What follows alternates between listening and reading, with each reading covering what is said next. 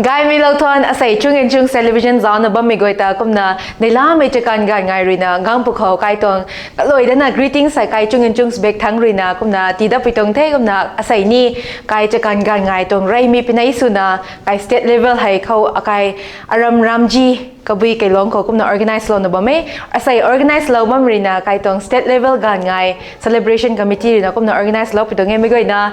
hau krina loi mi phau program hai mi goina taw tong lo dikho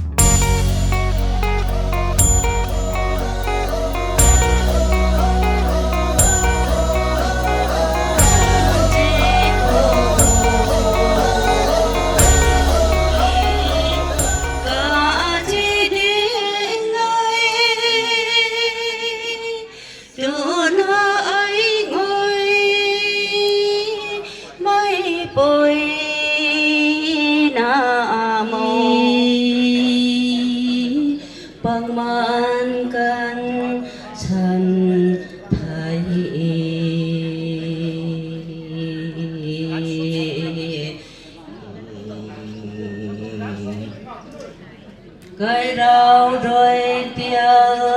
tini ra gam rồi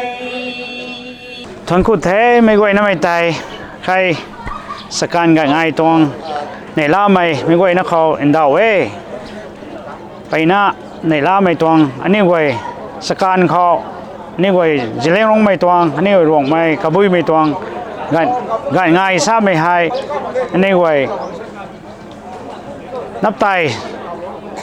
thà là na anh ấy gọi phuling phulu thà cái đó mày gạch khâu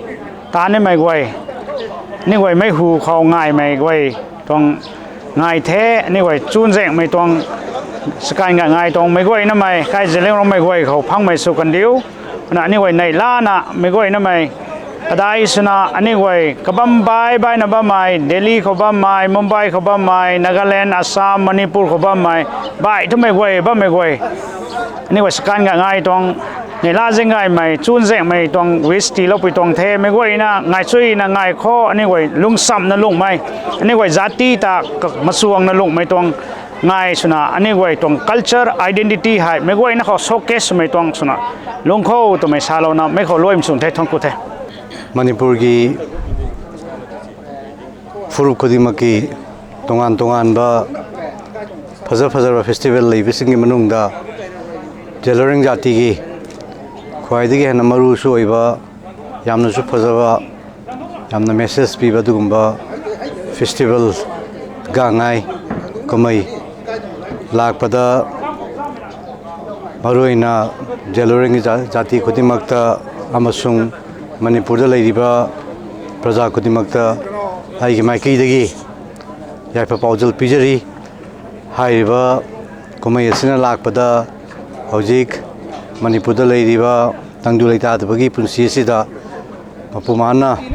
เคยเสมีสาวีบ่ทิ้งเอารังเก้านะเคยปุ่นมาพูดทุจานบิดนะไอ้ยิงบ่ตรงนี้มันสันติกอยบ่มาอุตสาหกรรมอะไรรำบ่ตัวมณีปุรดูฮัลลักโปริสนุให้นะไอ้กี่ไม่กี่ตะกี้ชัวร์กี่มาคมตัวสุขรุมจรีลอยนะนะไอ้คอยลำน้ำมันสิเดเลยมินารีบ่พูดคุยมักไอ้คอยอามานะโลบ่ยาบ่ทุดังจุลมินาร์กันดาก็คือมันนี่ฮันนี่มณีปุรดูมาอิงนึกตึกนึกนะนุสินนั่นเลยมินาบ่มณีปุรดูปุรโปเรสนูปุรนับหัวน้ามินาบ่ได้ก็คือมัก responsibility เรามีนะสิไอ้บ่ผมคราสิทำจระก้าอามุกุสันนะกางไงหลักปัตตาไม่ยามคุดิมักตาทินบีมันเป็นคุดิมักตาเลยบีบ่มณีปุรกิจเจริญจัตติคุดิมักตามาส่งมณีปุรกิไม่ยามคุดิมักตาไอ้กี่ไม่กี่ตะกี้ยายพระปาวจลพิจาร thank you asai January bu Sunday 12 อันนี้รองไม่กระบุยไม่ตรงกลายสนจะแรงร้องปีตรงในเราจะง่ายไหมงานง่ายตรงที่ไม่เขาว่าเบียงเรื่องนี้คันนี้ตำแหน่งร้องตรงไม่คินสุนะไม่ก็เห็นเขางานง่ายตรงสแลมไม่ก็เห็นเขาตีให้กันดีเขาซูนแจงไม่ไม่สู้กันเดียวอันนี้จะแรงร้องปีมินี้ซูนแจงมันเขากระดำกันแล้วนะให้ตรงกันง่ายกันนะในเราแรงง่ายไม่ดีง่ายไม่ได้เราเต่านะอันนี้คันดีมณีปุรตรงสเตทคันนี้อันนี้ตรงคอมมูนิตี้ให้ง่ายครั้งอันนี้ก็เพียงกระจัดนะ อันนี้ในลุงมั่งเข้าแต่ไม่ได้กันดีเหล่านี้มาสเตทเลเวลตรงคอมมิตี้คันนี้ best wishes กันง่ายเหล่านี้นำกระทุ้ยเข้ากันง่ายตรงสวยเห็นแต่ในลาไม่แต่ไม่ก็ขันลาไม่สุกันดีท้อก็มาซูนจากมันนี่ไม่ก็นะเขาในลาไม่พุ่งว่างอ่ะอันนี้มันนี่พูดคันนี้ซูนจากไม่คันนี้ที่ตรงติงกุมกระทัน2025 most peaceful ติงกุมสุกันเดียวขังอเบียงนั่นเองว่า best wishes เหล่านี้กันแต่tunguแต่ thank you morning ꯑꯩꯈꯣꯏꯒꯤ ꯃꯦꯗꯤꯌꯥꯒꯤ ꯆꯦꯅꯦꯜꯒꯤ ꯌꯥꯝ ꯅꯨꯡꯉꯥꯏ ꯉꯁꯤ ꯍꯟꯗꯛꯀꯤ 2025ꯒꯤ ꯕꯤꯒꯥꯡꯉꯥꯏ ꯂꯥꯛꯄꯁꯤꯗ ꯑꯩꯕꯨ ꯉꯥꯛꯇꯪ ꯃꯐꯝꯁꯤ ꯌꯧꯍꯟꯕꯤꯕꯒꯤ invite ꯇꯧꯕꯤꯔꯛꯄ ꯑꯩ ꯀꯦꯟꯗ꯭ꯔꯁꯨ ꯑꯣꯏꯕ ꯑꯗꯨꯒ ꯁ꯭ꯇꯦꯠ ꯂꯦꯚꯦꯜꯁꯨ ꯑꯣꯏꯕ ꯑꯅꯤ ꯄꯨꯟꯁꯤꯟꯕ ꯍꯥꯏꯇꯥꯔꯦ and I wish all the Kabui ꯏꯆꯤꯟ-ꯏꯅꯥꯎ ꯄꯨꯝꯅꯃꯛ happy new year and happy Jagannath. Thank you. Ngasi nungaiba numit gangai festival numit sida Manipur praja punamakpu gangai ge greetings pizari particular on se Zelangrong community na gangai haiba festival se observe tawjaba goloina na Zelangrong fest community the nungaiba ishor gi blessing anoba chi hi thopa goloina na miyam da phangba oisnu haina miyam da greeting pizari thank you Luan sui na pungo tang mai sakan gan ngai tong greetings Manipur State Commission for Tribals jatroi na kuma salam tibe aniu tau gan ngai mi hai aniu khang aniu pu pau gan khoroi na hai kuma khumai hai kum seng ai dai suna ngai gong khone kumna mitong khumai khau mai goi na jun jang mele nei la mele tana mai goi na ta salam ti putong the ST commission jathroina ram ti lo khang mage tiki jun jang mai tong greetings ne hai aniu Zelangrong mpui tong community sakan ga ngai na bam mai goi na khau nei la mai tong greetings se kuma ane authority lo putong thai thong ku thai Rải liêng mà có đám nó bị cái bao ai bao tiếng cạo rau gong ta thôn cô mới đào ấy mấy xảy ram gì cái rong khảo state level gặng ai festival xuống mày hay cắm cái rong mày cho con ngày cái mày đồng thế ngày cội rút tổng thay mấy hà pu bầu nón rai ra đây đi đây số rong mày thay ra đây mà xảy đúng sẩm thao mà cám có mày không ngày hàng ngày ô thô sao mày hả instruction ti bây giờ rồi cái này có mày đồng không cái ngày mà luôn có ta cái right visual cái ta cái na thui na tan pana ajum na soto nan wai gai so hiam ti ni sam tong ta indication khatti bajang kra sai ngan na kai pupo sare ta dum mai ka jereng rong kabui rong mai kai ha khum ngai bam tong e kon pai na thon ko e sai ha ram thiam chne ram ji kai rong ko host tna soro mi hai ra gong nei dam lo tong thai san gai mi tong thai ti ke tena ka nam ma thiam jang krai khoi mà tụi tặng mà người này bên đấy gang lục bấm này cả ra rồi nàng ra nàng dù cái ruộng thay thiềm đấy đai nè cái ruộng thay sao mình tông ta là suy là rồi là sẽ còn 2025 tông state level gang ai festival là ha giàu bao màyเราต้องสวยไม่บ่อยนะพังนะกระกรีกายไม่กระสูกนูมากไม่จัดกระสุนปันตีลงเชียงใหม่สุนไม่สร้างไม่ได้ไม่กระกุนกาสาปไม่ไกลร้องขัดนำหน้าที่สุโรเท่าคันนี้ไกลร้องไม่จัดต้องตีคนประเดี๋ยวกับมันไม่กระตากระนั้นแบบเรียสไว้สิ่งที่เราไม่ทนก็ไทย Nhiều đồng chief guest đã nhiều mấy gọi nào còn cả sọc nó băng tụi nghe cũng là mấy gọi đây là đình lâu nó băng mai học bằng đi thay các bé cái dạy vừa mất mình đến quầy là mấy đồng hồ lông khẩu hải gọi là phim học sau đó kho sao mình đã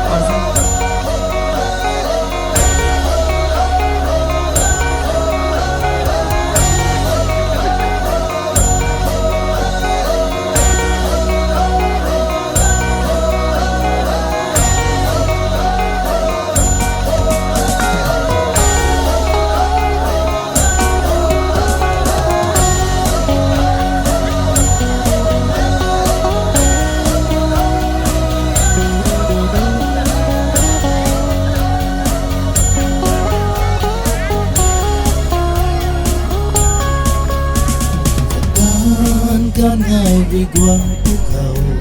tình người là băng để có gì cả sát cô xa lâu khăn thai bạc ở lung ninh khâu hay để lá giang gai đi bà đi kê เป็นบ้านไงไม่สวยบ้านผู้ดีสักวันไว้เล่าลวงปักแคบนี้ต้องภายต่างจำแคมผู้นี้แต่ตูก็ปิดแคมบังผู้นี้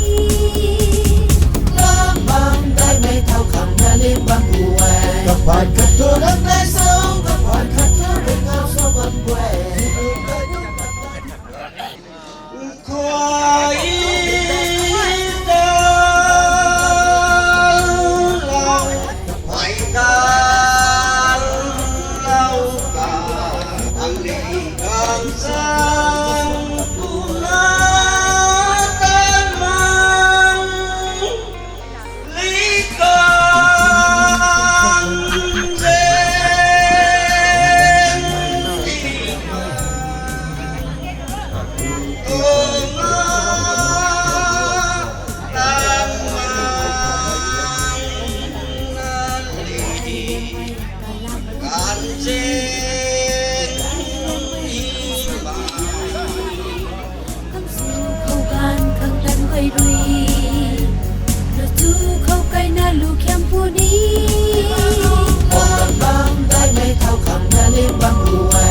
ผ่านขัดตัวรักได้เศร้ากับผ่านขัดตัวเป็นเงาเศร้าบังแหวที่เกิดได้นุ่งกับได้ที่ควาทั่วไป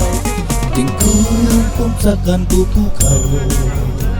ngày băng ngày ngày sẽ càng gan ngày hay tu tôi cài này cùng dân ta luôn là ngày cái lên mây cùng mai quan nè làm gai lên mây cả làmผู้ดี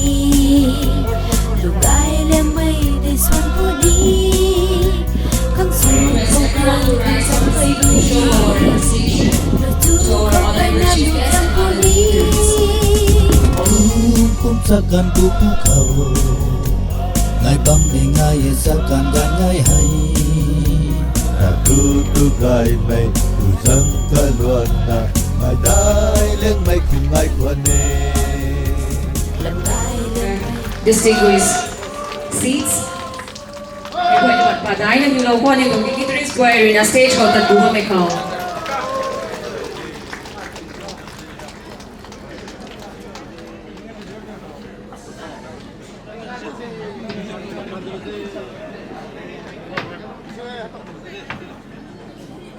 Gangay, the state level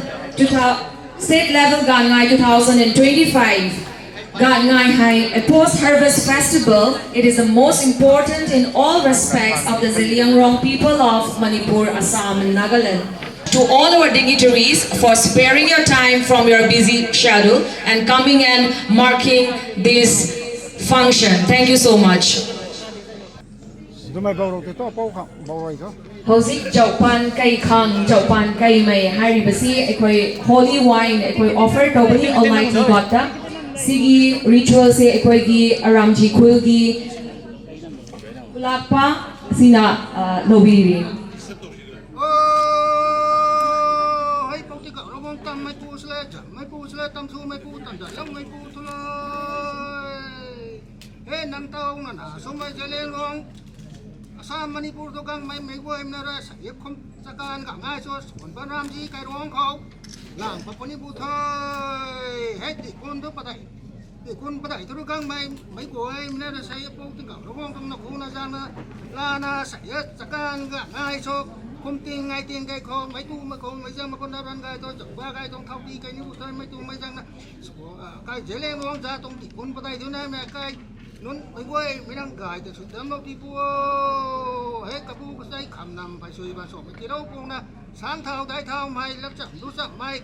dạ na nung sumไม่สร้างไม่ได้ไม่ทำให้เป้าdạดวงนางก็ไม่ให้ไปรานีก็ไม่เต้านั่นหนาลูกพ่อที่ซาปะเรานะรากายไก่นะบังคังทำไก่เราพูดนั่นไม่ตุ้งก็ไม่จำมันนับรันไก่ตัวจะว่าไก่ต้องทับปีตัวเสียไก่ต้องสิ่งทำมัน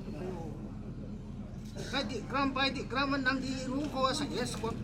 รามจีไก่ร้องตองไก่ร้องเขาไว้ติคนปะไต่ทุกครั้งไปอาสามมณิปุรนาการเล่นตองสเตทอย่างง่ายเซเลบเรชั่นคอมมิตี้หลังปนิพบกันคำนำไม่ไปช่วยมาส่งที่เราเรียวเฮ้ยรำนำตะโกนว่าไม่ใกล้ตีบังบุษแล้วใกล้บ้าบังบุษเลยเฮ้ยไป bagan katoi nang re ga keng ba mai pui pu sun tan pu su le ba mai pui su le nang nam ko nang gi ko sai ha state level ga ngai so tau ngai kai ko si to ro to gang ni me nang re tam ha lo pu zai ha lo pu gai to sin dang to san gai jo pa mai ngai ngai ko pu se guys kon baram ji ke ro to ko me pu po so ke ra o ke re no no ko ka se ko ka ke no no no nang jo za ro prio se nang tao nó nà nó hay nó nó mua ra mà dạo sao khối tu rằng tu pun rằng đàm là tu pati rằng pati ahan bada mi miyam ahan laman mi miyam bo happy ga ngai ji greetings extend chaujari me goi na ta happy ga ngai akhoi state po akhoi indigenous community bo yamna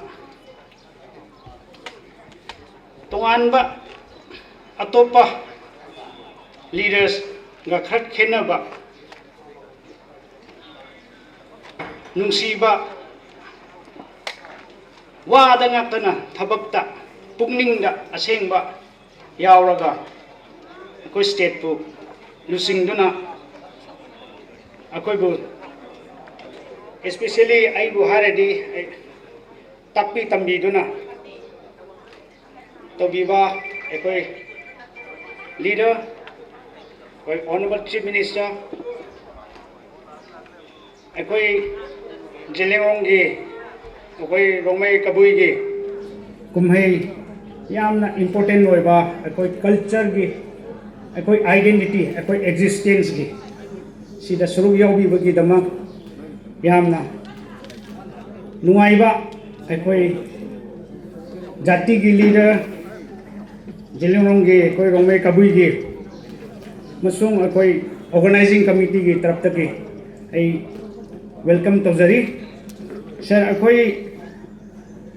se yamna haider su loina nang khangi duni annina gai ngai maram da su ekoi kabui jelengong ekoi rongmei se kram haina tawki ge ha se loina khangra banina ai yamna haider roi sanu horen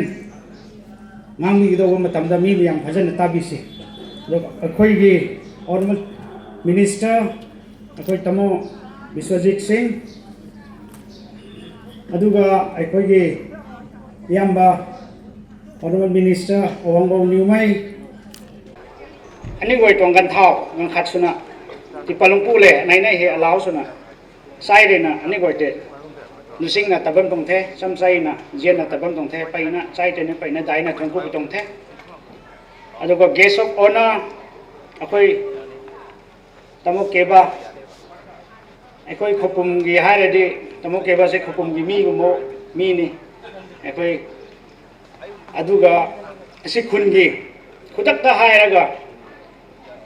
khun se beautify to biba koilas thabiba masa magi khun ni haina phajana akoi gangai gi individual interest personal interest ama yauraga senbiba gidama tamo busu taramna ukchari aduga tamo arun akoi gangai ge kenu to we hana kana tamo arun ge kendra se akoi jilingrong kabui rongmei khwaida yamba kendra oiram do male akoi kenu se wangkhai se non tamo na su akoi masamak asida personal involvement yauraga state sembi ba kenu to bi ba asigi damang tamo busu yamna thagatsari horen thanks word of thanks a high do ina high na khanbi ganu tamo welcome to jari tamo yamna nungai re adu tamo kaching gi aina kaching dc do oibai matam dagi tamo na aibu hai gi ba wa hai ama khara le nipu nang board lep ke hai se aseng boro na tamo aseng bani har khap phingu ka hai ra na yamna thagatsari tamo anga personally yaubi bigi dama mai state tong program tho mai goi na mai kariu kho running mini gang nu do sing thopa mini gang nu do zeng thopa mini gang nu do muslim mini kai hi mak tong ma kai nai bam the haini gang nu do ani wei tong common akhat sumai tong ngai ngai kho mai kai long long hom ni ngai bam de i haute rong mai ngai na kabui mai ngai na ko me TRC ngai na Christian mai ngai ma kham ani wai pun na hai ko mai state tong tho ani wai ngai kho to mai khota slo tong ding ani wai ning la lo dio gang na mai ting kum tho nang ni wai ni gang ko twai na mai goi na mai ai tau appeal su ni mai tho bye bye ko ngai ta ba mai goi ti hai ani wai pun na ngai kho sing to ba mane je ko ba mane ani wai tong he tau he Nagaland kho ngai bam de Assam ho ngai bam de Delhi to Mumbai to tapui ho ngai bam de alau nung wai ti ani wai tong jati tong consciousness akhat ani wai den jati re na ani wai jati tong lam sa te me me bai me den sa lom ni tong ke kum be jeng khore na to khai na sumai ja ta to nga na sumai ja te sudana khe me khang cái luông của ngài và ngắm tông thế mấy tông phom ngài và ngắm tông thế có mấy cái state tông thọ mấy gọi nó pun là ngài khô tụi mày ta appeal slow này anh anh gọi Zeleng Union tông leader nó gọi này gặp mầm thế cái luông mấy tông kholac pu khăn này gần số ăn thọ nó village authority gọi song phom suy là song phom nó mấy thằng đấy nó phải nó đái nó thông cụ thế anh gọi Baudi tông anh gọi RNPO tông RNCM tông Loop Phom tông Kama tông khăn này Jukam tông mấy quay nó mày social leader quay gang kariu na sloba mày khani film forum non khani dance song na ka troupe nang quay ngat su kan thau non asai apu sumai nong quay apu sumai nong quay nai sumai nong quay mấy quay na ta thong ku the nang quay ta mấy quay na ta welcome suai ta mai salon mai kholoi mai su the thong ku the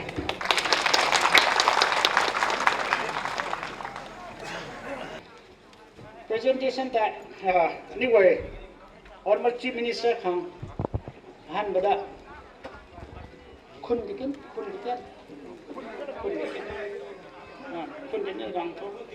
organising committee chairman पौदी ताई गांग तो कमाई टिटी लो chairman पुताई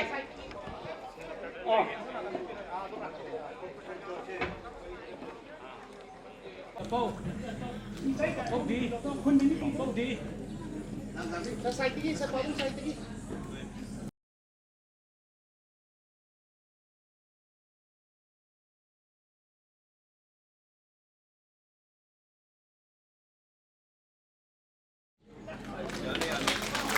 May ko ini paday na yung loko. Let us all give a big round of applause.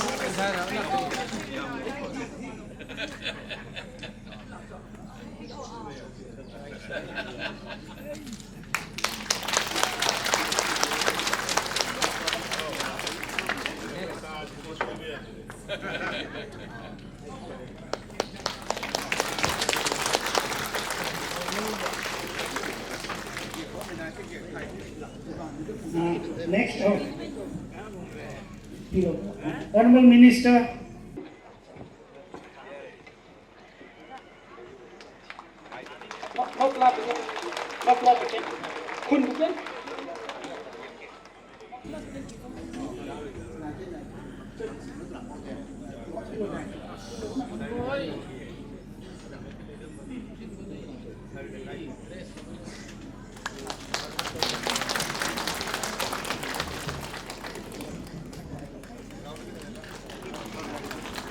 Next,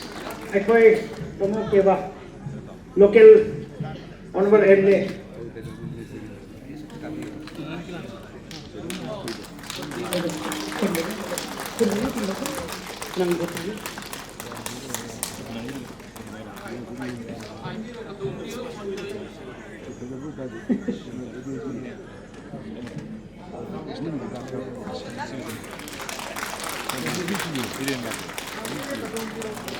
Next, ako'y kamo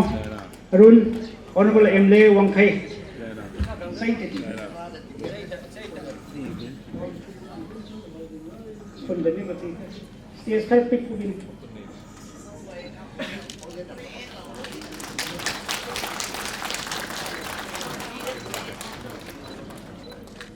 Aduga aigi yamba Honorable MLA Kapsing Kamuro Meswo.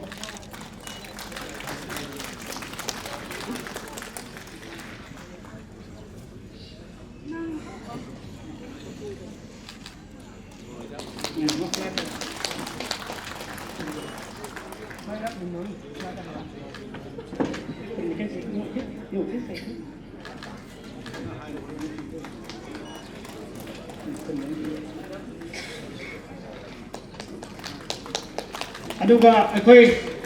tamo boy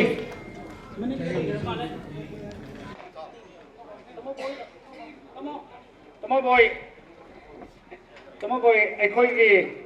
Jelengong gi akhoi kabui gi program da adum yauraga akhoi gi interest da adum tawga lakani horen su tamo boy gi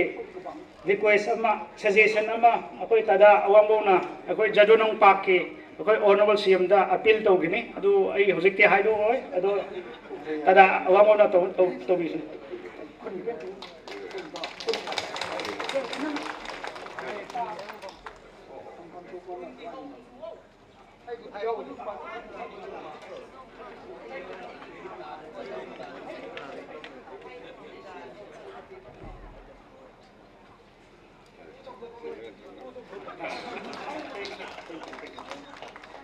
Thank you so much.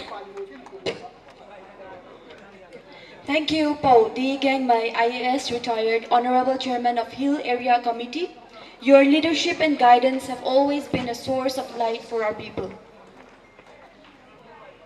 Following the welcome address, we now have Mai Lapmai from Longzang Kangju from Noni District. We now have Mai Lapmai from Longzang Kangju from Noni District. Longzang Kangsu Tarina ready Sulawit Hai and Udong State Chuko Hai Guang Nakagan Hai Lalo Kang Nazang Waye.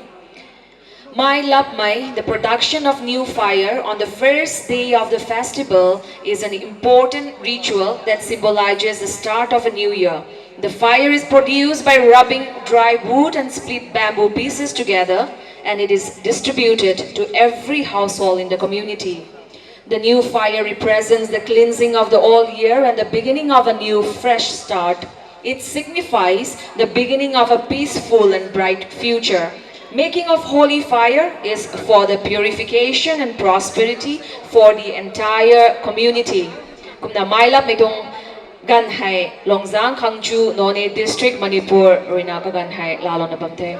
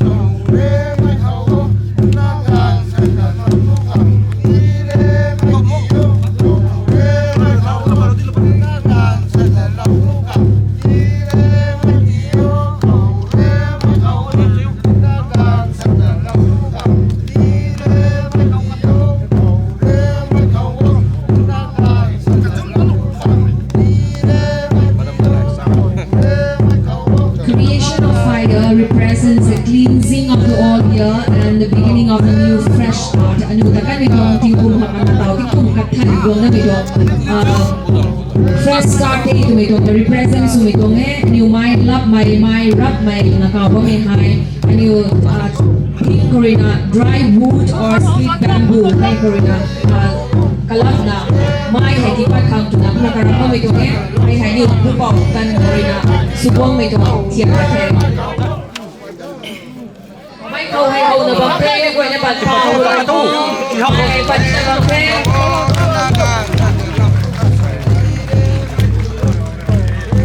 mai hai chuang thao na bangke ko ban ban na hai ni la ho round of applause ladies and gentlemen.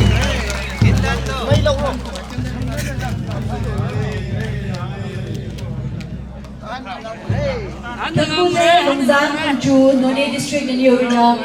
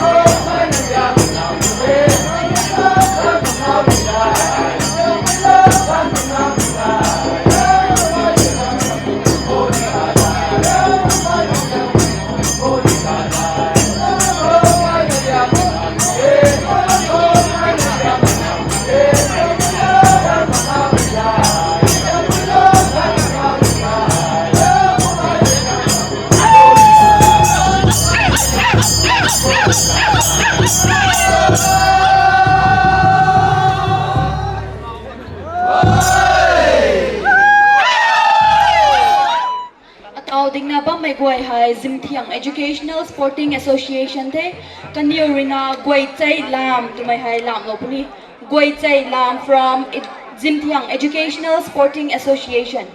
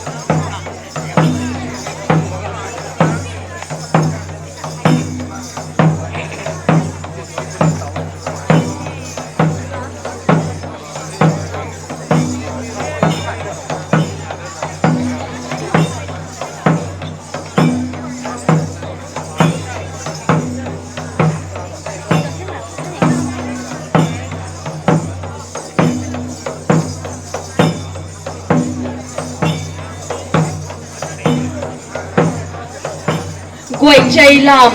The dance depicts the close relations of the tribe with the natural dwellings affinity. Gwai Chai Lam, which translates as bullhorn dance, portrays the harmony cohabitation with the livestock Gwai Chang. It shows its understanding and values of its beautiful horn swinging.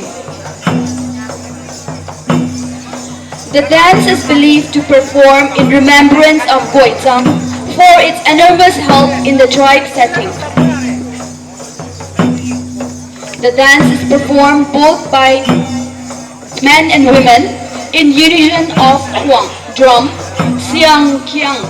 cymbal and siang ni.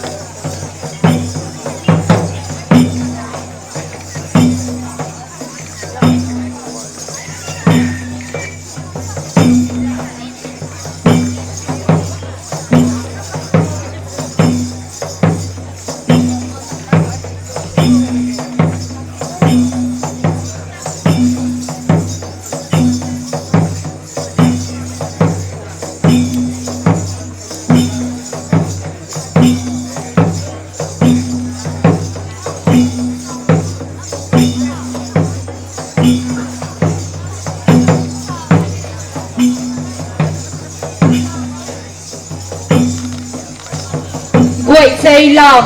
The dance depicts the close relations of the tribe with the natural dwellings affinity. Gwai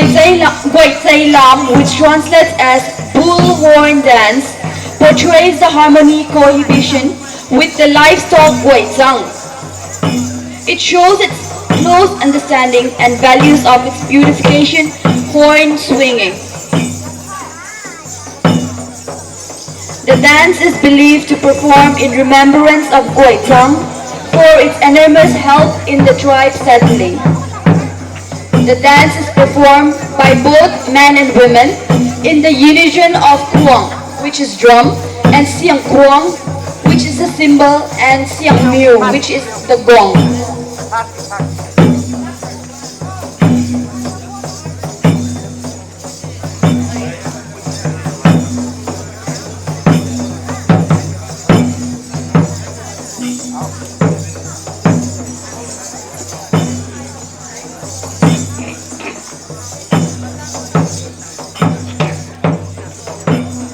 Quay trăng tu na kau ba mi hai English kau sa te thai mithun tu na ni sai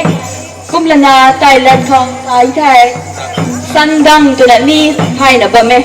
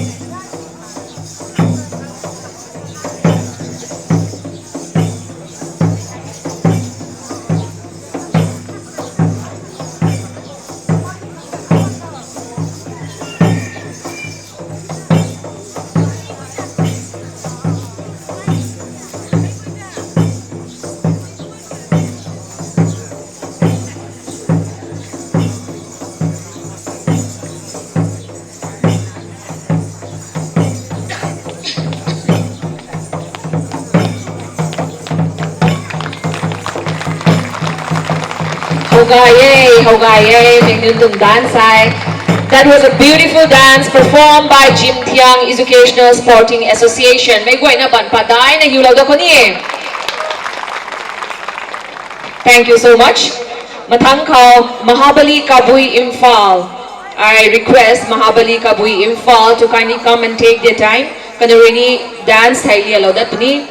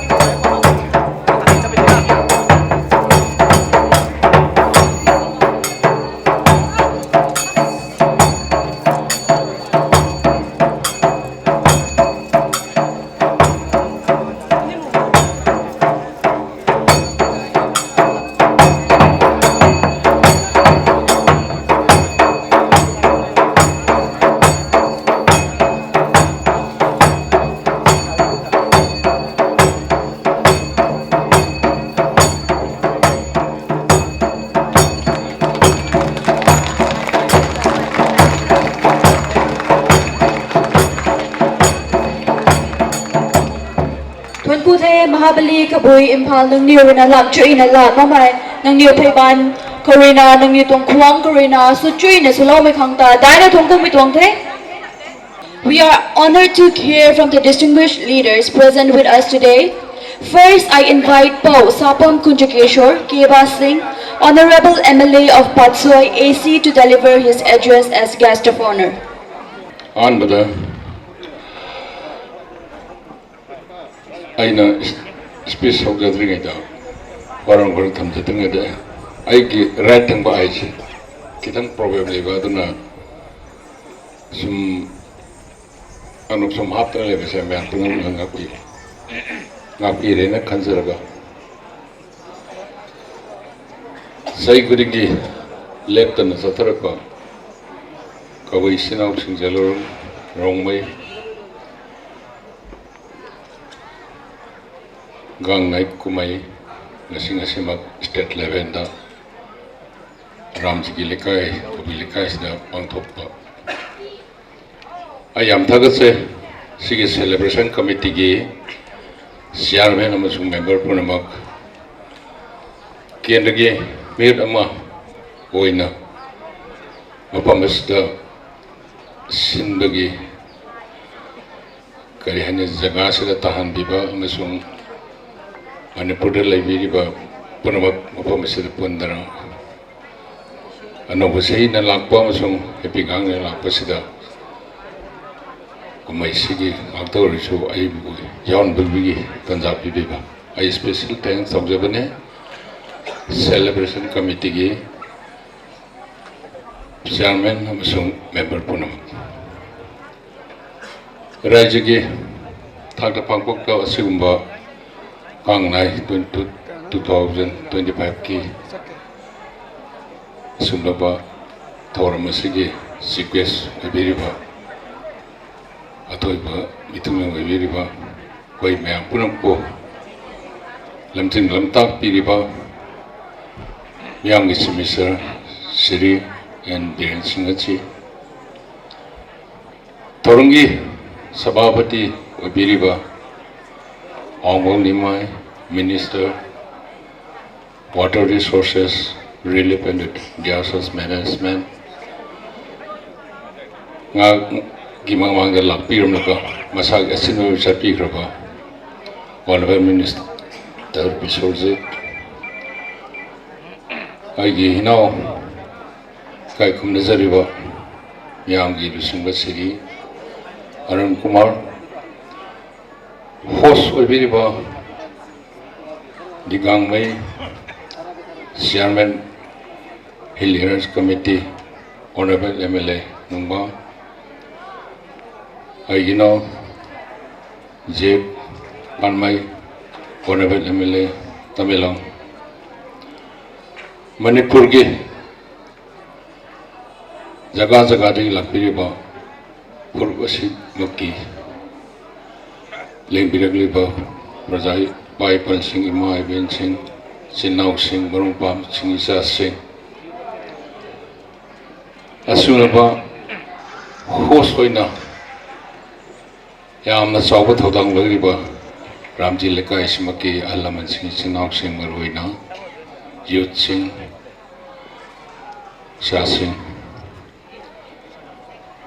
koi sumlaba state level pang thokpa rajya ki thak ta pang thokpa sumlaba gangnai lising ani sumna kumanga gi sumba thorma sibo Manipur ki kachan koi akudimakta yauna ba thodang logiriba print and electronic media gi Murumpang punamak amak mayam punampu kurumjari kai kun uchari koi ge gang nai masigi pangthokpa masigi manungi oiba wari siam sangkre aduga masigi kumai asigi numit khani tawgadaba kumai asigi future su asugi mate yangkre adu ai adom da chacharoi ke samsamna aigi side tagi haijaba taragadi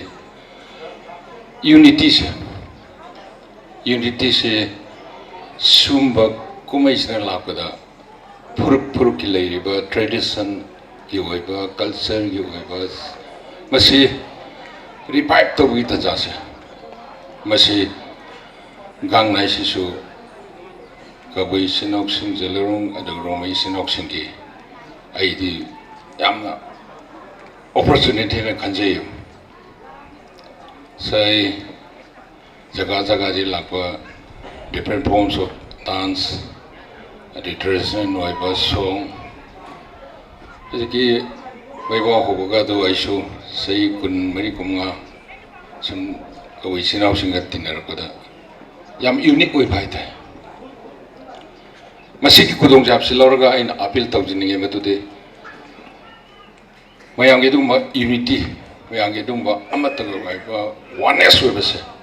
masi kumai si tanga silor koi puno longmina si ha base ai tenter na thamja bane koi gi himalaya bang manipur se yam lang unfortunate haja batar kanana khangani unfortunate oiba sige koi thodok se asina ikang khangodana opportunity wa ma wer ma share opportunity ma stage koi lang ba sarang na riba pangang na bra amani ko reality na amani ko mayam na khangire sabane na khangire marui na wana ban simisana na khangire ngana bana mani but real factory do na te hai basima mase koi thajamina se anga sing simak thoi se indigenous oina sahi lising from time immemorial masiga akoi masen tong na badi na tini akoi masengi lan na te indigenous oina le pa koi punamak side punamak side koi nushin jana rum le binari no differences at all ana haiman ba thogadra id 100 thoi bise blessing in disguise ne haninga difficulty me am simarakta apabari jelma la kusyari ba lapam sute because we indigenous people done nothing wrong akoi aram ba stop dio koi one ban simisana toina tabi akoi jo khangam da me ama mag direct to le koi khangya akoi chida feel away akoi chida feel away ba he have done nothing wrong ana mana toin haibe koi da sahi amani wa thok chidua tungda lakadaba indigenous people chingje indigenous people chingje purup chingje sahi lising gi sadi dharam se ada to kuya jari ne akoina kangam daba mayamama akoina kangam daba mayamama urban chibis ga interact tok jabda koi koksi ja hanji thamoi da koi feel tawe aise nungai ro ko mai siga loina na mi pun ba khudigi sigu mo wari se masi ai thot se mayam da share tok jabana ai na khang haidra ai na mayam da ina gyan bi ba ro da khanbi gano I thought like this ai shumai khalle we have done nothing wrong so united we stand divided we fall and indigenous people akoi punamak se akoi unitedly fight or kan da masigi la la se loisang gane ne khanjai ba marmasina ai loisan jage koye koi kumai se masina la pada koi nuksina bagi jumpham tu kombinaro si kausu kaurakti hujiksu kauroi matung su kombinaro si koi mata oneness koi amakatan ni hai base सही लिसिंग लिसिंग सिदा इमा लेबाक मणिपुर से अखुई लेमिनरेबा करी अखुई खाइना कदबनोबा अखुइना करी तौरोगेबा अन कुमैसना लापदा अइना message फिजरी मदुदी अनगो सही लापस्ता अइना message फिजरी तिनबिरबा पुनमक मरोइना जेलें कबुई सिनाउसिंग जेलें सिनाउसिंग रोमै सिनाउसिंग दा अनगो सही ने लापसिदा 2025 सिनदी अनौबा इतिहास अमा पुरक्तुना इंगना सिंगना लैबा नुंसिनना लैबा हाने माइना अमत्ता नुंसिनना चानना लैदना अरांगबसिंग चक्रगा हेना वांखटपा हेना चौखटपा हेना नुंसिनपा पुरक्पा ओइरसनु हाइबगे मेसेज पिजरगा मयाम पुनपु अमुकना खोरमजरी thank you Thank you, Paul Sapam Kunjukeshwar, Honorable MLA Patsoi AC. Your steadfast commitment to the development of our community is truly admirable. Next, we have the presidential address by Paul Awangpo Nyumai, Honorable Minister for Water Resources, Relief and Disaster Management, Manipur. State level Gatnai 2025 ke festival asige chief guest hoi miyamna numsi jarba hoge leader mingona Punjab da Sri N Biren Singh, Honorable Chief Minister Manipur, host again now Paul D Gangmei, IS retired, Honorable Chairman Hilaria Committee, Kendra Sige, Honorable MLA, Iyamba Tindo Kishore Singh, Agi Marub, Sri Arun, Honorable MLA, Sri Rameswar, Honorable MLA, the Loinana, Agi now Jang Hemlong Panmei, Honorable MLA, Tamenglong, Yamba boy, Jalangrong community ge organization tongan bagi leader punamak, lung Caesar invites mayang, Imabial mayang, yang punamak po, ikai kumnaba uchari, gangaya si Ahoy Jalangrong community na chahi haubada lagado chahi ki damakta khurumgaloina na ishwar bu thagatpa adoloina na maru oibadi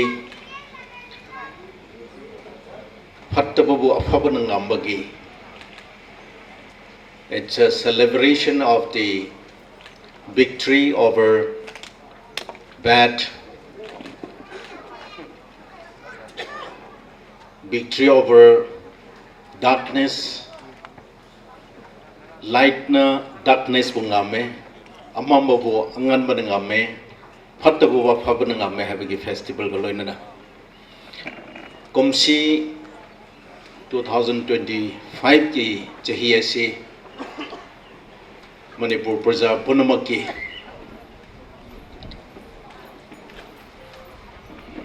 ngamba chahi afhabna ngamba chahi oishnu lakadoba chahi hauzik hauriba chahi ase Manipur Praja Punamaki Manipur apunbagi afaba chahi oishnu hana miyamdai greetings speechery adu loina na particular oina koi Jalangrong community haiba tare Manipur da su leiba duga tongan ba North East India da Jalangrong haina leiba punamak puksu ai gangai gi greetings pizari komsi ase miyam gi damakta successful oiba yaifa ba chahi oishnu habje miyam dai pizari akhoi Jalangrong community bu Manipur Sarkar na nung sibiduna masak khangbiduna state level ki festival hoina sigumba celebration si mamang diga sumaina celebrate tora pumarak sida komsi ki festival asi akhoi honorable chief minister masama yaubi raga surug yaubi bagi ai gi tarap ta gi su ai nongai bo phongdok ning bani akai zelang rong mai aniu akai na di gang mai chang hamlong aniu gan thum tho kai khang gang gai ni ma khang nai to aniu sacrifice su pani jana lum cham na kai zelang rong khang sa aniu ba me aniu khang wat ma khato niu zelang rong hai down thun to aniu unity ma ge organization level khobam sini public house ni haite wat ma khan na khan nai mata aniu gan ngai gong ma kha niu ra kho kolom ma la ka jaw na aniu unity bam khang su kho to ma da salona khoran la loi ni the ai sigi matang se ai loi se lage ai kho ge ai matung da honorable chief minister na su ngang bi do le bini na yang punamang pok mu ka han na happy gan ngai na greeting all of us. Thank you, Paul Awangpo Nyumai, Honorable Minister, Water Resources, Relief and Disaster Management, Manipur. Your dedication to the welfare of the people is truly appreciated. Next, we have Gangngai Traditional Attire Show by the Zilyangrong Film Forum, Manipur. You may kindly take your time.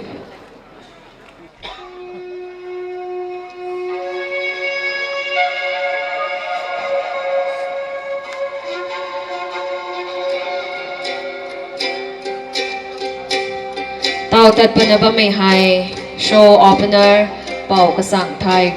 wan mai ani kung gang mai kanai rina pilo na ba may puan hai ala puan the Makui luang di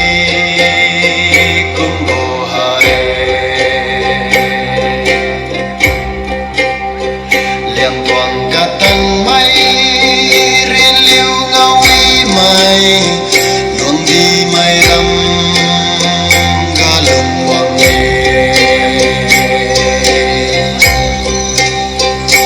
luang di gasu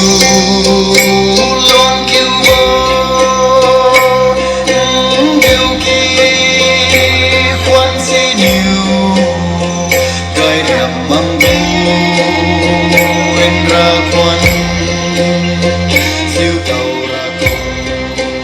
Tawag ka may hari na pauswang liang li ka may resway lang na ba may hay liang li pay sway ito na alaw nun puwan kamay rin na piw ka may puwan hay ito na galaw rin na sway may pay sway ano yung model zan rin na pauswang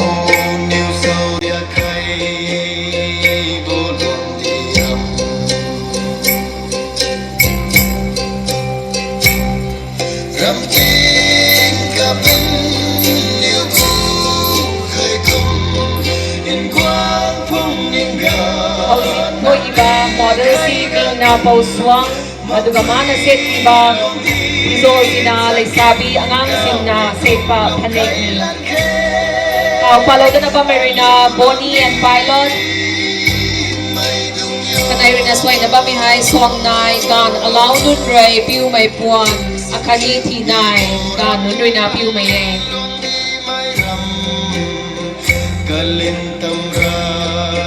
Bonnie and Pilot, mabani na set liba sina, ama na set li sina, pakhang machasing na set pa, ama sina, pakhang chawbasing na set pa, mani. Tao pata ba marina, nampame, kamay sway na ba may hay, langzin pay sway, tunapoy itong puwan tunapoy itong pay sway langzin pay sway. Nampame, mana set i panik imamik na langzin pay sway.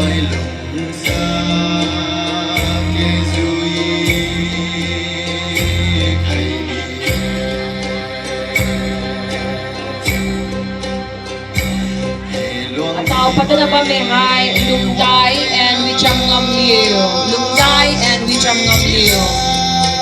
มาคูบาลูไม่ลามเขาปิ้วไม่ปวนเน่กันในเรนาปิ้วนะบ้านไม่หาย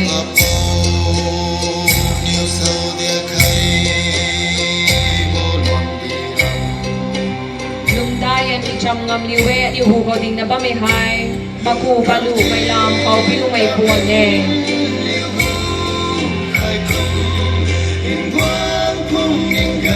มาทั้งเมาเจฟพี่นายวีการกับวีนาพิวไปดวงไปบ้านคนพิวเวมาทั้งนิสินาเสียดีบัสินาทีนายโกวีไอดีคุณนักว่าเอตเลปาไทยนาตุบาบินอนุปาปักนเสปาพิโรนี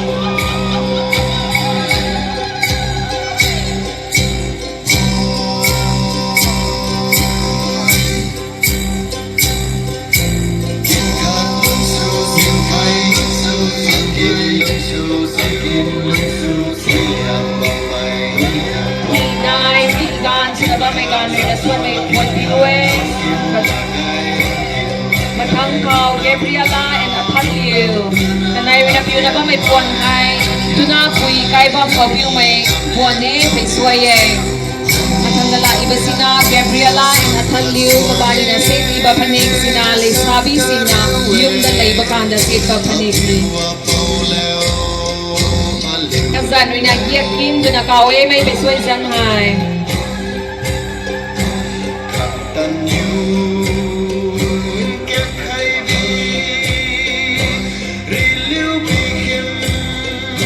มาทั้งเขาปะเรานี่ไม่ใครควรในพิวนะบ้าไม่ให้รีนา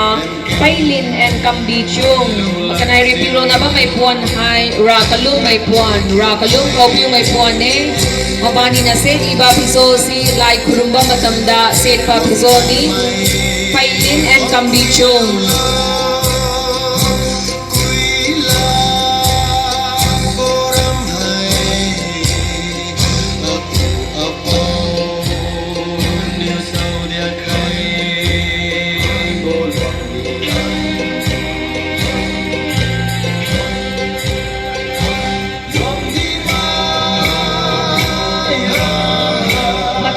ปะเรานะบ้าไม่หายโจเวลและลุงปุย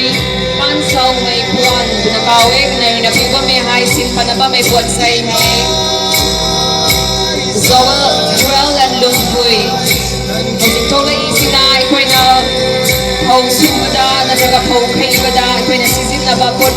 วดเชยมาสุพิโซนีโจเวลและลุงปุยมันเศร้าไม่พวน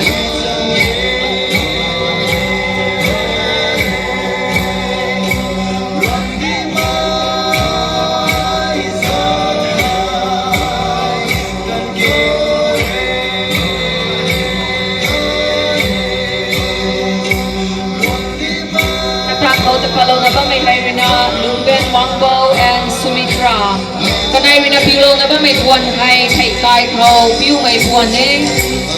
Lungen, Wangbo, and Sumitra mabani na sin iba pisol sina ikoy na milay daba imong na sit laga chat pa pisol ni.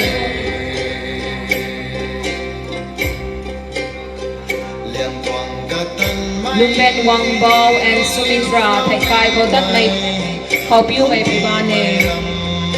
เขาให้มาทั้งเขาปะเรานะบ้านไม่ให้ไกพูดลงก็ไม่รินาแคชวลสุนาดีรินางานไม่บ้านให้ไปเงาไปให้บ้านนะปะก็ไม่ไกพูดลงคุณเขาเวกษารินาไม่บ้านนะบ้านไม่ให้ไปเงาไปการบวยรินาบ้านไม่ไปเองง่ายกันเขาสรวงสระเขาการไม่กวยรินาบานนะบ้าไม่ไพ่ขัดเอง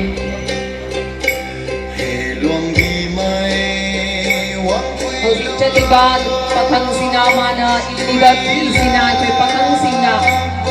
คุณไม่มาตำดาฮาราวนุ่งไงบ้ามาตำดาสิบินบะทีนี้มาบิงนาไพ่เงาไพ่กวี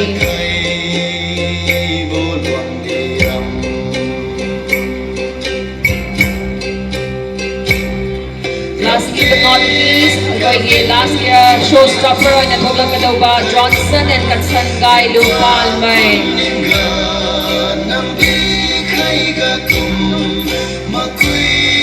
Sorry, apologies. Nasay thokiba mayamdo hozika amuk one more time oina chatbigani.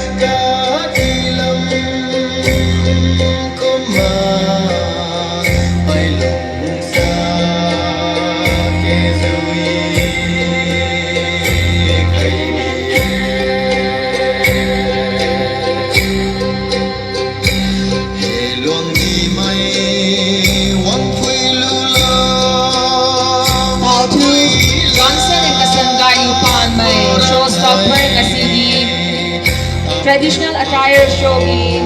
showstopper oina thokikadawa Johnson and Katsangai Lupalmay. Kanay rin na piwa may puwan ngay no swat how piwa may puwan mabani na seki ba piso si luhong ang matamda seki ba piso ni.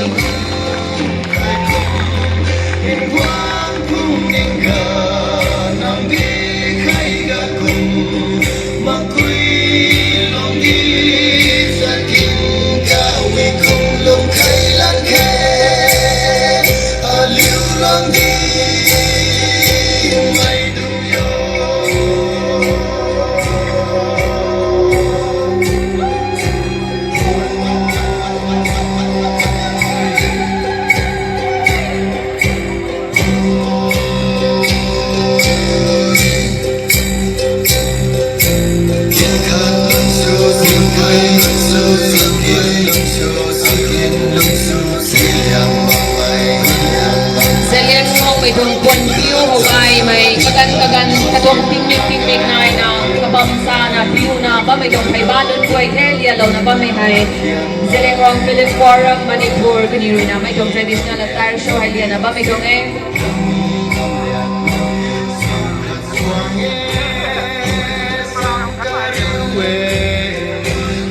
Anong culture tradition hay preserves to now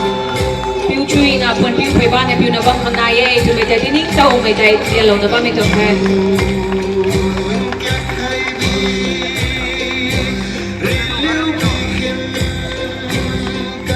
Tuan kuwe kalun ka cha hawai ka mai tunagan gwai rina hawai mai pun piu pe ban piu palau na lia lo me khang da tuan ku da kloi me tong the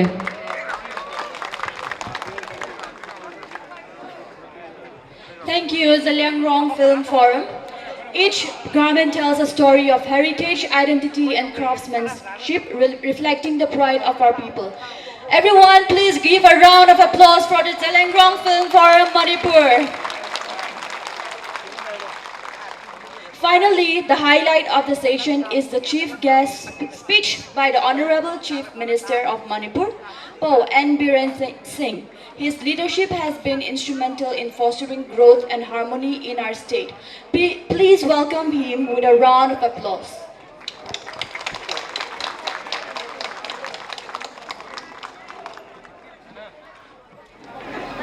Dan Naigi, Yava Bongzelt, Pizari, Manipur Laiba, Amadi, Northeast part Punum Kalebi Zeralongi, Simno Shinda, Masik Skumba, Gangaigi state function, see the dies election Biriba, Honorable Minister. Sidi Aomo Numai, aduga Dipu Gangmai, Hosu and Sinbirba, Yogiriba, Sialmin Heller Committee, aduga Sige now ahem Tamenglonggi Honorable MLA aduga Kendra Sigi Miyamgi Mihut Aigi Yamba Isabang Kunjugeswar Honorable MLA aduga Aigi now Shri Arun Kumar Angkai Sigi MLA aduga Aigi now Shri Rameswar Kakching SCG Honorable MLA Gachin Mamadaki Satkraba my colleague Honorable Minister Vishwajit the organizing committee State level Gangai committee ki organizing committee member Punamak Garamji Khunchigi Chelinao Alaman Mam Punamak Gaduga Topa Jagadagi Lembiraiba Gangai ki Jalarong Chilnau Singh Marumpang Singh Isa Singh Punamak Amadi Media ki friends Ayamona Gangai ki Yaipa Pauchel Pija Bagaloina Namayambu Ay Nolopsari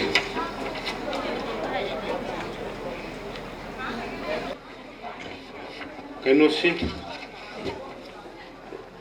Mapam se chana daba male Mapam se hujiki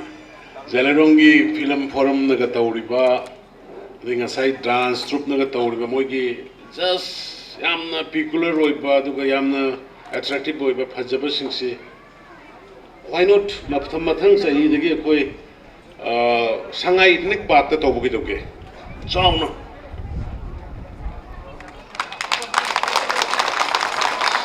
state level su oiramina madugi budget provision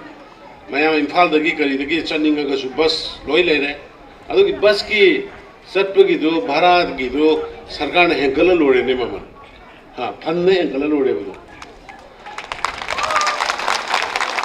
maram di aina si haire si kari gi no ai bakanda aga lei ri se phajana sigi kaino ga se koi kari base stage ga ji phajana sar ga lei bane pura international level gi stage Uji koi film forum ki ut ki baisa sing masak matau khajaba masa phaba mayam duna madugi like ka toraga madida uchuraga di madugi worldwide nation wide attractive bhajo yengning ba poe adugi exposure mazu fangena adu evening gumba if koi ki yaraga di yabam thoina di yamna sigi ganga eba festival si koigi yamna wana sururaga kholuraga lausinga lorukanda halakanda madugi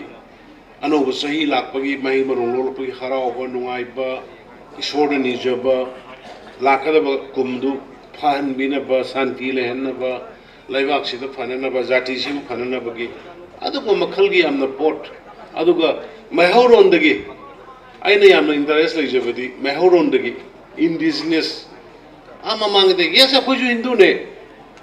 I am Hindu, but I do preserve my ancient tradition. Imo inugi lakpada khangde, sajibugi, jairaugi lakpada khangde karida khangde tum. I Hindu drama ojera so I tradition today mangan bayade. Haurapam like the me madugi panthunda marum saroi. Haurapam like the me Magi Horapam Pari Puri must have come to Mina. My papa have a soy way. Hey, Haki Armway, but in long lasting that Horapam, Amadi Magi Loipam, like it over.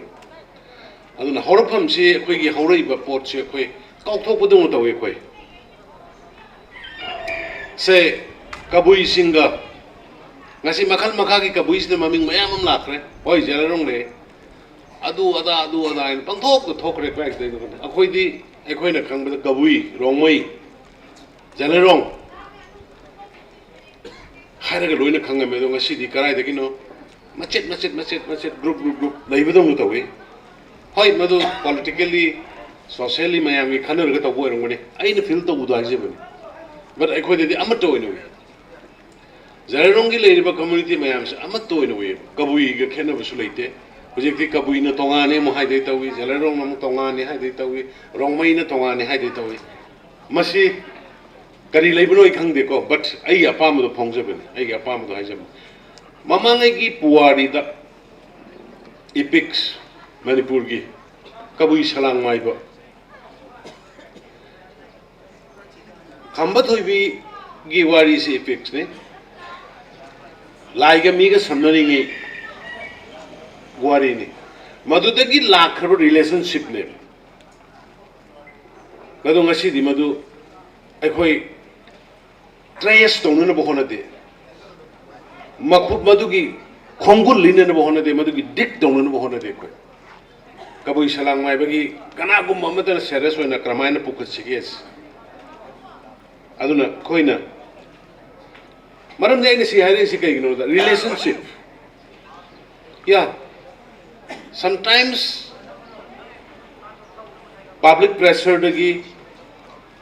adagi laiba political scenario dagi koi marakta koi khana bole rongani adubu maduna koi haumin narapti habdi yaroi akoi isli na unati habdi yaroi koi amata na oiram di habdi yaroi kasi haipau jadonangi mayam hen tab khangbi rongani haipau jadonang simasi criminal ne high court case le high court case le ne haipau jadonang but ngasi di kari gitu martyrs wina koina lami matam na purpose change magi wari me anu thigal lakan tasing naman mi hat kibra hatte adu di kari gino tormi se British ki matam du colonial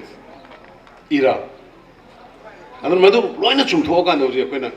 haipau jadonang gi statue sar kan ma yam da sahi kuding e koi leila kal la la isne Sigi pon mayam se koi khangmin na basangi aduna tampak ta leiriba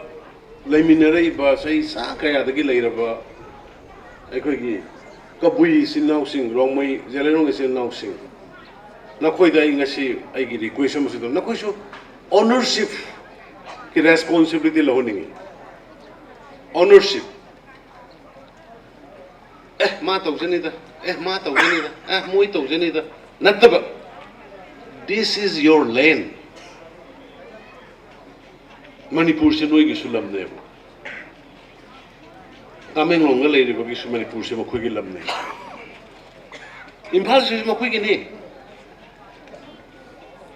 Senapati da leiri bagi su Ukrul da leiri bagi su Sosanpur da leiri bagi su akhoi mayam punamaki state ne but Canada idi karino ownership oina thabuk tawbud mapu oina di pamu bne yumda hoba umdang phalau yam thapad pamudra layema thadar pad pamudra madugi pamu udo legedane ownership lorge kasi California da thuisho Los Angeles hujik sathi re lore ne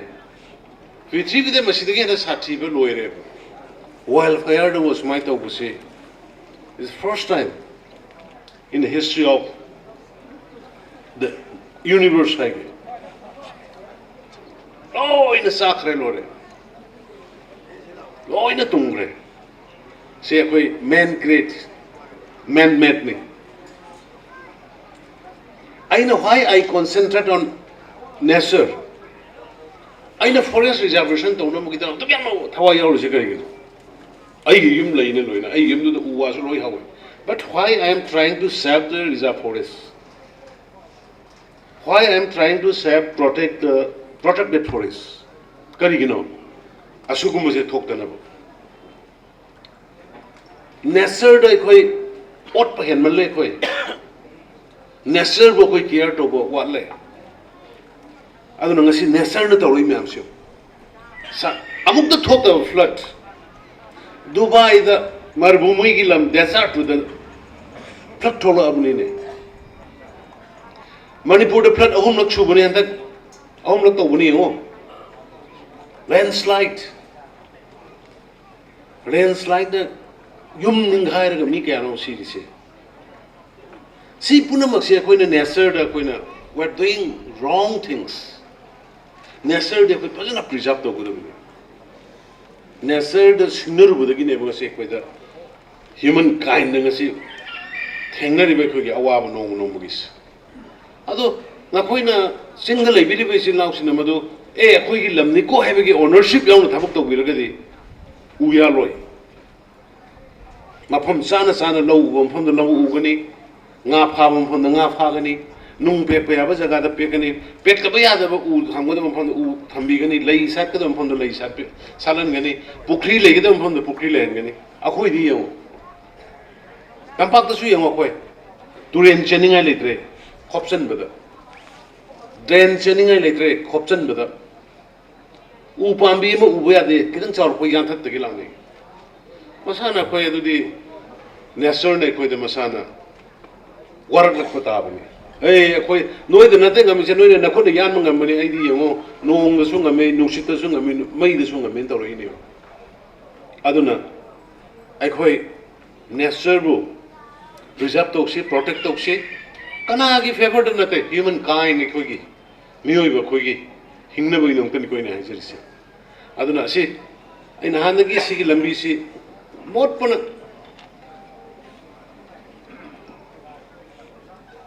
Green Imphal, Green Manipur, how do I matamai Forest and Environment Minister Mateka Mojer 2004. Road Mediana Tari Umayam say, Matamdugi, Tarambani. Nasi Sagomo, Atai, I am a loina sanga, how a Sagomo and Bisi, how true I had. Although in a Handagi Sagomo and Bisi. Road में ध्यान से कनो तौर संबंध घासल लगा उ थारे लई थारे बन अदो अखोई की रामजी की मपा से इसन अनी खथोगा नुपा अनी खथोगा लई दो थारगा इसिंग चाइब दो वारोय नोमगी इसिंग मचेरम साइब द लई मंगा तराक फजने बदुगी ग्रीनरी लाकनी ब्यूटिफिकेशन लाकनी लाइवली गोरकनी लई बगी नुवायर कनी नावाई न तौर मुकांदा बाजार मपा दा वाके थे लो था kan mai दुकान मा पादो द लई दुगी मपु हेले उ दुगी मपु उ पाम्बी दुगी मपु से मोइदा नोइना केयर तो बने न थेला थेला थमो तो ngasi de hinge ado hoje ai sida tharai se oda keba sagolman gi area noina lanjan la bani ado sigi jaga matek sigi wali jisu yora ni ado yara ga de khoi gi khundagi club na normal lai amani थाजन बदा कछु नते ना उ मनि थाजन बदा इसिंग अमनि चाबी बदा कछु नते हारिबको सिगी आइना से हाइज केनो the sense of responsibility and ownership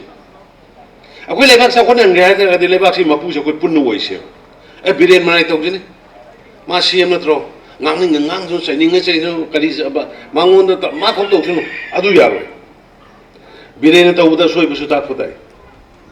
सरकार से तौबदा सोइ बसु सुमथो फुताइ अदुगा मायामसु इन्वॉल्व तो बताय यानिंग द्रगन यानिंग दे है बताय पजिक्स ने ओपन हाय ना आइना तौरिबो थबक से यानिंग दे दे आइमोन the हंगनबोय मथुक तादेबो ai nangna border fencing khane da mitok sang dana ba yade tawnu nangna drug thingi do tokto nangna mapa ne se free FMR regulate tawne na tawrio pass ka pi taw to yaro to ha forest kan bai thabak to he ta to ita hairo ain tawri si de lali nang taw da khoi amma tawge hayo ba pham me je khoi communal kurate sida protest taw da mate laiba ki wena ka thok rabani pa ma da mi ma da aki bisulite laiba kanam se jati kanam se ne pedi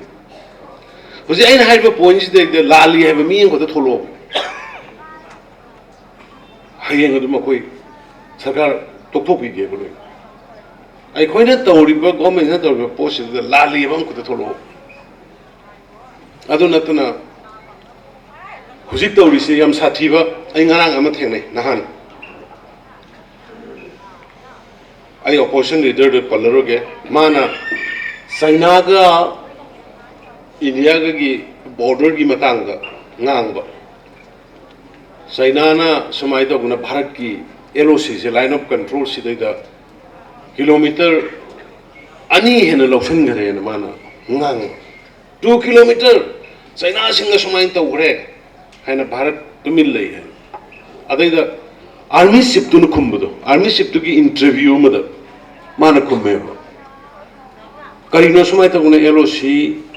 line of control the China ने India की lump kilometre अनि लोकसल येसिबो foot अमनि की वासु नते कमाई तगुनो हंगबा कांदा army general से खुमे friend opposition की ओरो media दा ओरो कनादा ओरो एजेंट खर ले करम एजेंट गवर्नमेंट से सावल लगा गवर्नमेंट से मारान सिरका गवर्नमेंट खुमप कांदा अरुब मयाम दो अरुन मयाम दो हाइदोर कांदा ट्रैप तौनबगी पॉलिसी तो बुलाई अदुन Moina ngangi do khangdana ngangbani madu khumuba yaro khumuragadi madu अखोई इंडिया की अरुण पॉलिसी स्टेट की अरुण पॉलिसी तो ट्रैप तौनु की मसाक में एजेंट वन लाको इने खुम्मे other honourable members in honourable ministers be careful अखोई साउनु बतौ कने अखोई द खंगनिंग बगी पोट हंगक कने असिंगरा नाजु तौरुचुनी suspension of operations monitoring committee group अमना येंगा लेरिनी monitoring group Manipur state government खतन नते ग्रुप अहुम लालो सिंह जुने स्टेट गवर्नमेंट ने सेंट्रल गवर्नमेंट अदुगी मॉनिटरिंग ग्रुप तुगी तौबो पोतु हाइदोको याबो पीस इनिशिएटिव की ओरमबे पीस ला हंजलंग ने ओरमबे ओनत ओरमदबे सिगी बोन मयाम से हाइदो होनन बहोनर कुसु यावगे बते अन सुगुमबगी पोन मयाम से खोय गवर्नमेंट द लेबल खोय रेस्पोंसिबल पर्सन ओइरुबो खोय से by post by status अखोई मसी पकुम खुम यादे मसी जई नहान की आर्मी चीफ टू की पोतो फजन तारा कांदा मा हाइदो यामना वैलिड ओइबे पोडम गोय अदे अखोई बु ट्रैप तंगनबगी अखोई की अरोन ब स्ट्रेटजी टैक्टिकल मूवमेंट में हमसे एक्सपोज तंगनबगी पोड ओहनले अदन मसी वी शुड बी केयरफुल अदना अइना अखोई की मरुओइन मणिपुर द लेरिबा प्रजा सिंह अइना हाइजनिंगसे मपू थबक तौसे मपू लमसी की मपू से नोनी स्टेट से मपू से अखोनी है पुनः अखोई खनमिनसे बिलोंगिंगनेस ओनरशिप वाटपगी ममीने अखोई तारसे वंस अखोई लेमिनरीब मेहरोंदगी लेरइब जाति 19 मरीसिने बिलोंगिंगनेस तुने देन ओनरशिप तुने अनीसी लेरगा पुनः वाखल द डेडिकेशन अमंग लोइना तबक तौब मतमदा मणिपुर इरांग लेरो मरमदे खोइदी अमगा लोइना पिकपनि लोइना सामनै मरी लेनि हुजकी खोइगी जेलेरोंगी सेलिब ड्रेस सिंदु अखोइगी ड्रेस ने हाइबे यो तांखुलना लैरुमदु अखोइगी ने हाइबा कांदा तांखुलना मोइगी ने हाइ नरा माई मराम द सलु बकांदा इंगे लेगी सिंग द सात पी इंगे ले सिनदन केन खिबा पामुइ दाइन अखोइ फोक सॉन्ग ओइना इसै ओइना लाखरब पोने अदो इंगे लेगी मफम दुने नरा आइना सेंखत कनी ना मतम दुगी मैजे निंथौ गा चटलगा थोखिबा वा थोखिबा रे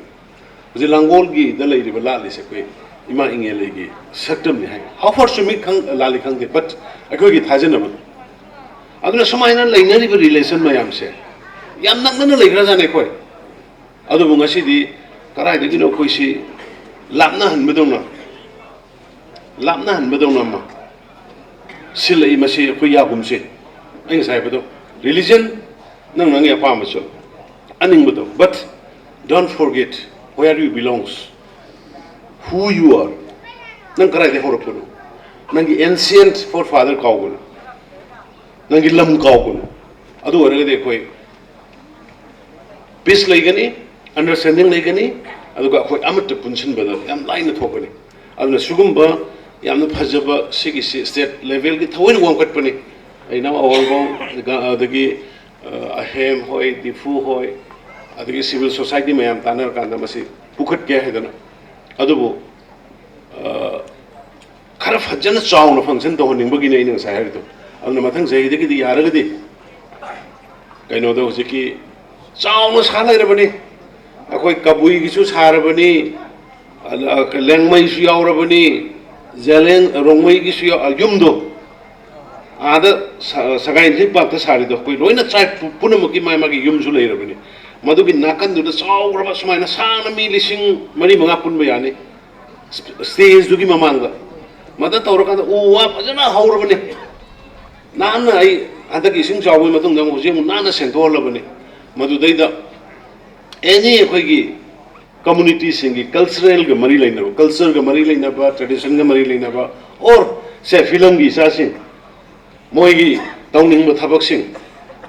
माद फजना तौबदाबा यामना मवोंग ताना सेमबनी अनदर हुजिक आई मदुगी मफमदुदा 100 crore अमगा आई डिमांड तौरी हाइबदुदा अखोगी कोई ट्राइब कुंट्रा ग मरी कुंट्रा मरी रेकॉग्नाइज तौबसिकी मागी परमानेंट ओइबा स्ट्रोल अमम थंगेन अदुगी हुजिकी लम यानारे ममांग रिजर्व तौरे फंजु ऑलमोस्ट सैंक्शन तौरप याबगी थाजब लेन है अदुमगा तौरबदी पूरा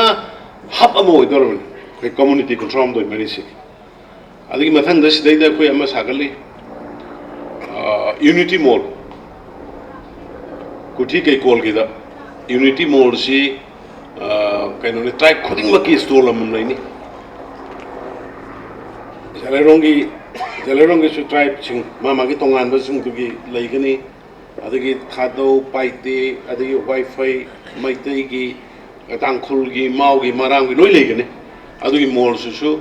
150 crore बुकिनी ये सागतपा होरे सुमाइना कोई पुनसनब अदुगा साखटपा माननब कोई कन्न होनरी मयाम उबिरंगनी तमिंगलोंगदगी यावब्रा लाक्पिरिसा यावदेको तमिंगलोंग चलगा यंबियो तमिंगलोंग द कोई चसु चलंगनी ममांगी अखोई गवर्नमेंट लाक्रिनेगी तमिंगलोंगदुगा 2017 ममांगी तमिंगलोंग 2017 मतुंगी तमिंगलोंग यंबिरुसो लंबी थोंग कमाई तौगे यंबियो स्पोर्ट्स की डीसी की मार्केट की कोर्ट की चलगा यंबिरुसो वाटर सप्लाई एस्ट्रोट्रा फुटबॉल ग्राउंड फुटबॉल स्टेडियम अंत यंबियो पूरा चेंज ने ख्वाइदगी हेना सोथर येना लौरम तमिंगलोंग ख्वाइदगी हेना डेवलप तौबा तमिंगलोंग हेनगनी एस आई प्रॉमिस तौगे अदुना ngasi di aina yam chauna hai pongna harise chatlaga amta yengbiru so harise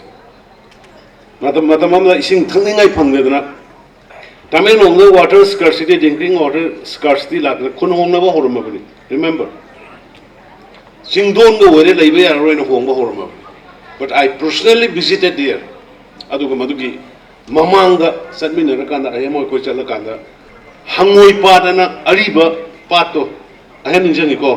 से अखोई चलगा आहे हुजगी हंगोई पारे से कंपनी की में सिदै दे सिंग यागनी दरकाना हुजदी हंगोई पा तो फजमा तोथोब सिंग पुलंग नंग लेरे अदुगी मथकता मुसोम मनिंगी दुरेन रिवर बरा रिवर दगी सिंग दरकाना से ख्वाइदगी सिंग नुंगाइबा तमिंगलोंग वरमनी हिल चिंगी डिस्ट्रिक्ट के दिस लंबी खोंगसांग दगी ने तमिंगलोंग योनो होनबद it takes around 3 to 4 hours मतम दुदा बट हुजी के होने लंबी कमाई तो हुजी मिनट क्या संगे है हुजी 45 मिनट्स है यो इलेक्टेड एमएलए देनी को तारी से ना वाई पुंग अहुम जंगम बने कोई ने सब कांड अदो ngasi di 45 मिनट्स ता खोंगसांग तु केनो योरे तमिलोंग योरे हुजी तामई दगी न तमिलोंग ताब लंबी सेम न बा ओंगबो को तरो कोई हापे 20 crore अदुगा तामई दगिना तमिंगलोंग कांगपोपिरोम थोपगी लंबी सो वर्स सुदन पैसा लौथोम ममांगम थोकिबो हे आई सीएम पलुर ममांगी सही सही दायरे अदुन पलुरगे अदुना थुन सेंसन दु लौग्रमिनो हुजी अनोबो सेंसन मुसु यादना हतक उसिना सिना किलोमीटर कुंट्रा के मा हापगा तामई दगी तमिंगलोंग लाको लंबी दुने तामई दगी कांगपोपी थोको लंबी दुने जमाई तोर सेमनबा कन तौरी अखो जेलेरोंग की दी यामना खुदोंग चाबम ना खो जिक्सी इम्फाल कांगसु रोड लोइगदोरे इम्फाल कांगसु रोड तो जे थोंग अहुम वालम बने थोंग अहुम दु साना ना कोई पैसा सेंक्शन तौरे अनोबा एडीबी की बैंक की मतम लोयर का मोय हनग्रे अदु स्टेट ना पुथोरे सेना मदु की थोंग अहुम दु लोयर थोंग अहुम जे हेड लोयर पगदी अखोय सिदगी तमिंगलोंग योबुसे अखोई सिदगी तमिलनाडु रोगा तमिलनाडु की मोहर रोड तक गुवाहाटी यो मतलब only 8 hours लोगे संगने इम्फाल टू गुवाहाटी से only 7 to 8 hours यो रने बको मोहर रोड से लोगे रखोगे हमने समय ने कोई हम कन्ना होनरी अभी मतलब ता कोई लावे कि हम फबना जेलेरोंग ताब एरिया सिंगा कोई हुजिक रेलवे लाइन हुजिक अखोई दिफू तौदना सही अमा अनिमु लैंडस्लाइड तौखिबदुदगी लेपगा लेरुरे अदो हुजिक दिफू ने करिना कोई मैम चंगना ओंगवा कोई वारी सानदना तौबदि कुसिना यारे थबा हौरे अदो रेलवे सिना सी योरप कांददि अखोई मणिपुरदा हुजिक सो याम कानरे सीमेंट खंदे चेंग खंदे करी खंदे फॉरएवर कोई कइनो फावबा खोंसांग फावबा पोरे खोंसांगदगी अखोई स्टेज बस दा योरपनी अदुना हाइरबा पोट मैम सी ओनर से अखोई ओनर होगदबी आ मी लागा ओनर होहनबमसे अदगी आमा खतंग तबियो अखोई सिदा लेरबा इम्फाल वैली दा लेरबा जेलेरोंग मैम से एसोसिएशन अमा पुन सेमगा हाईवे 37 सिदा हेड बन तौरपगा बा नोई चलो ता फुरुबो नोई मसे दिने फुरुबदा नोई साउनरोयबा अखोई फुरुदि साउनेबो अदा अखोई इम्फाल दा लेरबा कोई जेलेरोंग कांगबु सिने पुलप पुनसन लगायबा 37 से बंद तौरगा नोने दो जगह चलगा हे करिगिनो कोई लेजे खंग नोई तौरसे करिनो तबुसना आइना तौरगा बा करिगिनो आइना तौरगा बा मदु आत्म संगनेबा अदुने याजे नोदि बंद तौरे तुमिल लेनी इतोमदगी मणिपुर रोसिबो आई खतना दम थेमगद्रो आई खतना ngangadro नोई मयम थोलको मथोक ताय ओनर हो यो आइना यू आर द ओनर अदा सिदगी दिबा 37 तौबगे जेलेरोंग सिनि थारने जेलेरोंग थारगा तो तौनालगे आई जु याम लेना जेलेरोंग साइदाय खंगल से बुस अदना सुम आइगी थमोइदा लेबा लुंगाइजेबा मयामगी अदो यामना आई एप्रिशिएट तवी इपा इपुगी अरिबा एंशिएंट टाइम की पारी पुरी की थिगला काना नखंगासी मयामना अहलमन मयाम यावना फंक्शन तौरिबा गांगाइसिबो फजना हेंकल हलाइबा दुग स्टेट की फंक्शन होइना लाथोकपसे होय इनाउ दिफु होय करoi मैम ऑनरेबल मैम की याम चावबा कंट्रीब्यूशन लवी वंस अगेन आइना हाइबदो धर्म मा मना पाम ससनो बट अदुबो कोई फोर फादर अखोगी हौरकफम अखोगी चनबी लॉन्चट मदुदि अखोई ngang thamgadabni thamminasi madugi damakta matam punamakta akhoi sarkar se nakhoi ga leminagani haiba wafam khaje thamjaraga ai sinmalang basi state ki fan ke apige trauma hare adudi phone lautho moroga yoren khaja kamage ai mayam puram bukurum jari mongolobiu jai hind. Thank you so much, sir. Sir, your visionary leadership has greatly enriched our state. Your leadership and guidance have always been a source of strength for our people. Thank you once again. As the program draws to a close, we are delighted to present the final cultural performance, a vibrant dance by Sagolban Ramjees Kabui youth. Let this performance remind us the joy, spirit and energy that binds us as a community. Yeah.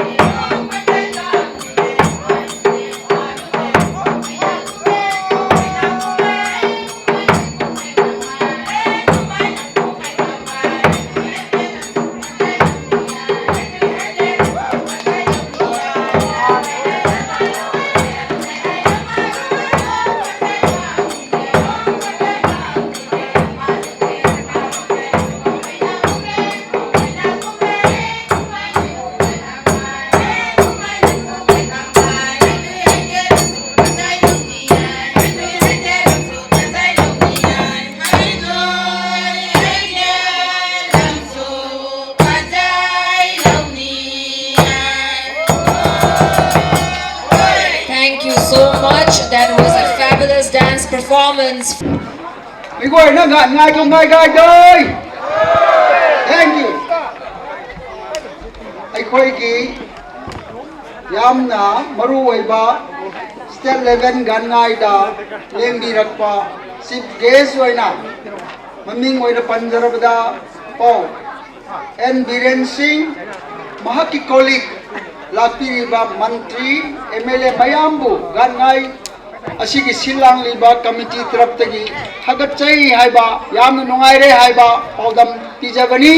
Loinana Lak Lamba Sakriba Lahusik Lahoriba Mayambu Yam Nungai Re Hagat Chare Haiba Wa Aisi Pongdok Jabani Gong labam gai mai guai na ta program committee khani compare nai za thang roi thon kuwe na ni tong tan tin mai azu nai se ni galau na mai tong program hai tina success ulau khang tuna ka zau labam mai guai na khao nai la mai ga ngai tong wish tai kham mai na mati lau da re mai guai na ta thon ku the kuna mi goi na kai tong asai tong state level gan ngai celebration committee rina organize lo na program hai hau khrei na loi mingan pa hoi ma program azu zu mi goi na zau sam lo ga the kom na asai tong program ko zau lo bo mi goi ta thon yu mai dau pitang the thang ku the